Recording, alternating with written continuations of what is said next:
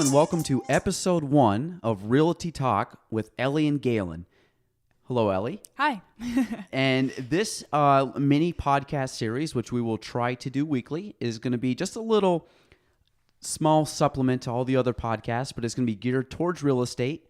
And we are pretty much going to maybe have different topics each week, or just kind of what we find interesting, or just talk about real estate. So there's really, like I said, there's not a huge theme to it, but it's going to be real estate based. And Ellie is in her first year of real estate, and I am entering my 9th year of real estate. So we thought it'd be cool to kind of have two different perspectives on the real estate industry. So you can hear, a person brand new to a person that's been in it for almost a decade. And we bring different knowledge and different, what would you say? Insights. Yeah, good word. Yeah. So that's what this is geared towards. So, my name is Gaelan Trombley. My name is Ellie Gent. And we both work for Kavanaugh Realty in Plattsburgh, New York.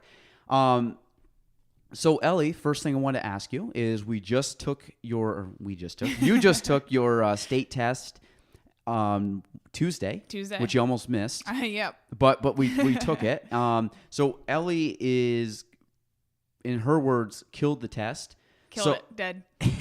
So I'm assuming, without any big circumstances, that you will be licensed probably by tomorrow. Hopefully they update everything and you're good to go. Yeah, I better update it tomorrow. It'll also be a long weekend. So, so Ellie, a couple things I want to ask you is, first off, are you excited now that you are done the test and the course?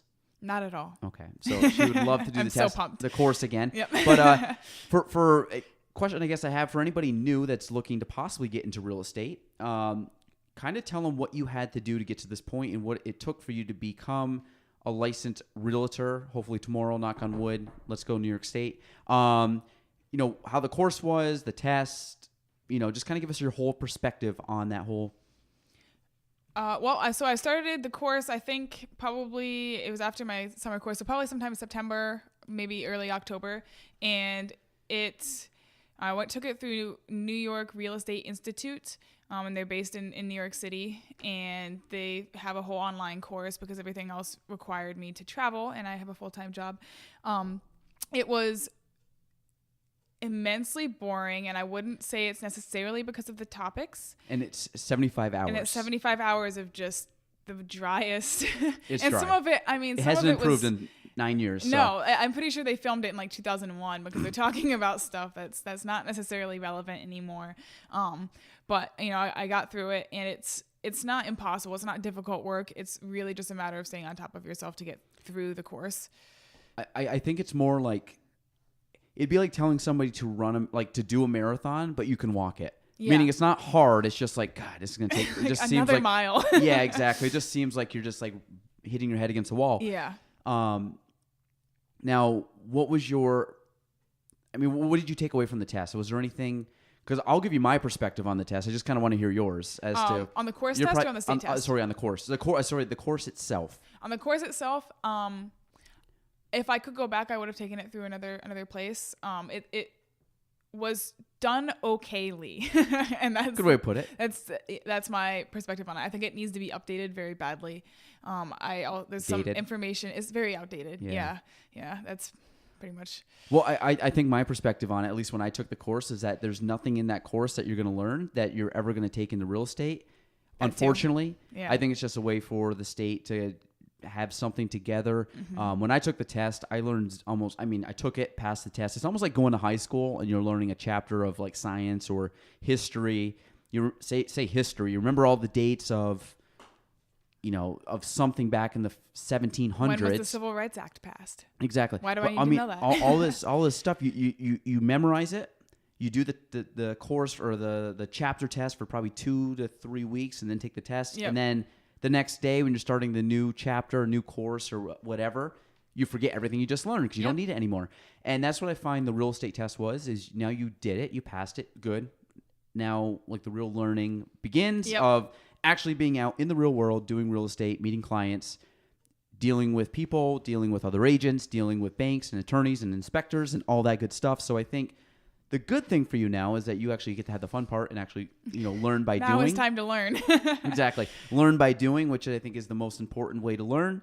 So I do think that's kind of a negative about the course itself is I just don't think there's a lot that applies, especially in New York State.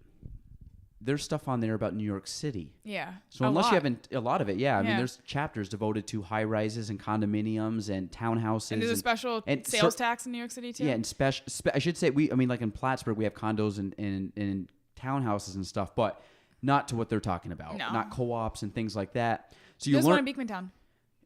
Fun fact.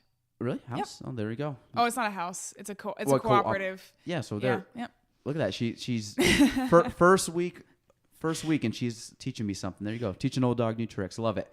But I think a lot of that stuff is just, it doesn't, I wish there was 2 tests. There's a New York City test, and there was an actual, like, everybody else. Yeah. Exactly. Because I think it's just, they're totally different worlds. Well, and also the course test was I took it in Long Island, and you took it where, in Westchester? Or basically New York City. And that was as far as you could go. There was nowhere closer that they offered it. And that was also rather inconvenient. Until this week, we found out there was like a course test down in like Latham or Clifton Park or something like that. So I was like, oh, well, that would have been nice to know. But she can blame me on that because I told her to take it from that course. Now, in regards to the test, how'd you find the test? The course test? The course test and the actual state test. The course test was a very interesting experience. I came in, I got there early. When I got there, because they offer the course in person as well. Apparently they teach it in a hotel.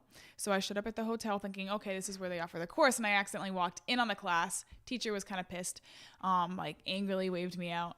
And because you were going to take the test and they were doing the course. Yeah, they were in the middle of the course. And it was actually one of the guys from the video. He's still bumping around doing his thing. Amazing. So he was really nice. But during the test, so the paper I had was very old. It had a whole first of all, it had been photocopied about 10,000 times, and the notes from previous students had been photocopied off of it. So it was very ragged. There were lots of circles and marks and stuff. Very poor. And it was hard. I felt confident in a lot of the stuff I knew, and it was hard not to see those notes and second guess myself. Mm-hmm. So I would have preferred a fresh sheet, but I understand they're on a budget. And he also listened to Facebook videos the whole time. I have ADD, and it was very difficult for me to not want to get up and look over his shoulder and be like, so is that a dog? Like, what are you watching? Cat video? Yep. But it was, I passed obviously, and he was great. I just took the broker course, and so a few weeks back, and the same thing, I ended up going to this place that the building felt like it was a person's office space, but you showed up, and I did the same thing. I walked in, and there was 3 people taking a course, and the guy kind of was he's like, come back in 20 minutes. And I'm like, well, the sheet said to show up a half hour before the test, which I was right on time. I had driven 4 hours for this thing. So I was I showed up right on time. And so I go back and I'm sitting in the car for 20 minutes, just hanging out. I see another guy pull in, does the same thing, goes to the door, and then he gets sent back out to the car. So I'm said, yeah, you taking the test? And he goes, yeah. So we finally walk in. Well, the people sitting at the table, one guy walked out because he was just taking it was a study course or something. And the 2 of the people stayed in there. They were taking what you had took, the actual course test for a salesperson. The other kid that walked in was a course test. I was the only one taking the broker test. But you're sitting at a card table. It's very sketchy. It's literally an old home they renovated into an office. And I wouldn't even say it's really an office. It was very poor. I looked up, and above me the floor was open. The ceiling was cracked open, and you could see all the plumbing, and it was the house was falling apart. And I'm like, but legitimately, this was the place to go take the test. Yep. And he was on the actual website and everything else. And I called the guy, and legit, you could go. And he called me up later and said, you passed. And I was like, but very, very sketchy. Mm-hmm. So I just find the whole, it's very odd. The state test is, you took it in Plattsburgh. I took it down in Albany at one of the big buildings down there. The state test is a little more formal. Yeah. Than the course test, which I get it, because the course test is kind of it's a partner to the state. It's not really necessarily state run, but it's an affiliate of the state. Yeah, it's just a rite of passage, pretty much. Yeah. And then, so the state test was a little more formal. There was probably 7 or 8 people. This is when I took the broker course. Honestly, I can't remember the state test. That was long ago. Because you said you had one person with you. I had one other person, yep. In Plattsburgh, and so down in Albany a little bit more, but the problem with the test, which I think you could agree, was there's a lot of questions Actually, it'd be fun to kind of quiz you probably a year, because I'll be like, how many of those questions were actually relevant to what you do day to day? And you're probably going to say maybe 5 to 10%. Yeah, probably. Yeah, because there was, like me having done it for 8 years, I looked at a lot of the questions. I'm like, there's 95% of these questions are irrelevant to either selling real estate or running a brokerage. Like, it doesn't make any sense. So I don't know why they ask them, but they do. And it's more like a history test, right? You're trying to find. There's a lot of history in it, and I get to an extent. Like, it is important that these acts that were passed are absolutely important, but all I need to know is don't be an asshole. Like you don't need to say, just don't discriminate. I don't need to know when it passed. I just know not to do it. Yeah. Like, I had one was like, what two were added in 1988? I'm like, well, they're all something you wouldn't discriminate against, based like gender, race, culture, like, why do I need to know when ethnicity. it became illegal? Exactly. Like, I'm not going to be quizzed on it day to day, but for some reason that question I had like was 4 considered questions about relevant. that too. About the different acts and stuff. Yeah. Well, I had more on environmental stuff. I had more on legal stuff, and like, we don't practice law. Like, we cannot practice law. So if anybody has a law question, I direct them to an attorney. Just write over the sheet, ask a lawyer. I know. Like, that's the answer to all of them. Like, well, I shouldn't be answering this because we're not supposed to. But anyways, rant done on that. But that's a course test. Anybody that's getting into real estate, you have to do it. Just know it's not fun. Don't stress out about it. Just think you're back in high school or junior high, and you're just trying to pass a course, literally like a chapter test. Yep. And then once you get your license, that's when the real training begins. I would say a brand new agent, find a mentor, find somebody that's been in the business, so you're not reinventing the stone or whatever that term is. The wheel. Yeah, the stone. You'll feel like a stone. You're not reinventing the wheel, and that you can find somebody that you basically can just piggyback off of and just learn, and then eventually you will I guess start, you'll develop your own language and the way you express stuff to people and the way you deal with clients and other agents and everything else. But that would be step 1. So, Ellie, question again for you. Mm-hmm. Being brand new, what are your, like, why did you want to do real estate? Like, what was the driving force behind getting your license? You can say anything. You can say, hey, I wanted, money. No, I'm just kidding. Yeah, I mean, like, partially kidding. That is one of the reasons. But I guess, we talked about this a little bit on your other podcast. I guess the Gaelan Trombley show. On the Gaelan Trombley show, yeah. But there's, I guess, a few reasons. Mostly it kind of fell into my lap, and I realized that it was something that I would be excited to do. Mm-hmm. Like, I haven't felt excited about a job in a while. And as I've had quite a few of them. Yeah, we've talked about it. Yep. Episode 4 of the Gaelan Trombley show. Yep. Elizabeth Gent. I'm excited. And I guess I wanted to get into it because it was an easy transition. Right now I'm a housing counselor through a HUD certified nonprofit.